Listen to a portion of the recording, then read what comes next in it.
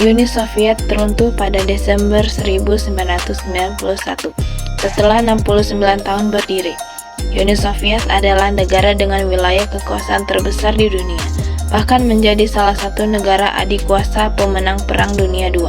Hanya saja kejayaannya tidak bisa bertahan lama.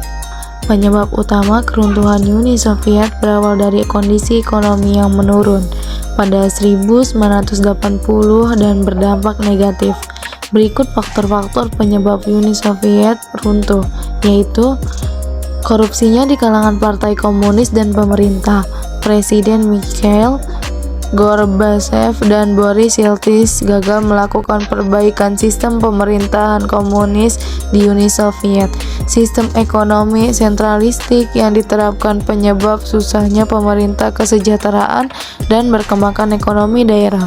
Munculnya gerakan separatisme di negara-negara bawah Uni Soviet. Munculnya ketidakpuasan kelas menengah dan kelompok elit terhadap penerapan sistem komunisme.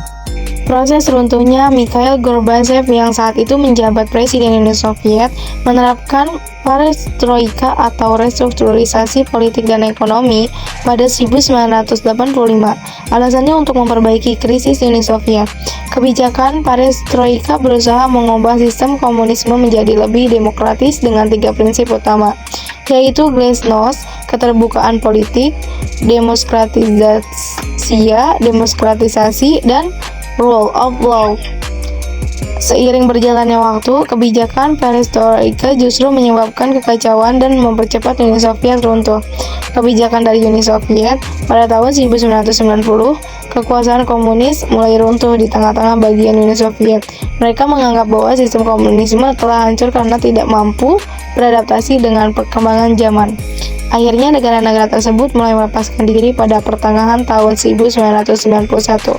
Uni Soviet secara resmi dibubarkan pada 25 Desember 1991, ditandai dengan mundurnya Presiden Mikhail Gorbachev.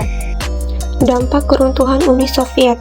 Uni Soviet memberikan dampak bagi aspek sosial, ekonomi, dan politik dunia.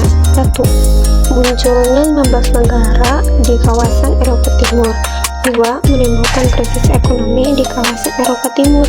3. Berakhirnya perang dingin antara blok barat dan blok timur. Dan terakhir, 4. Menandai kehancuran sistem komunisme di dunia.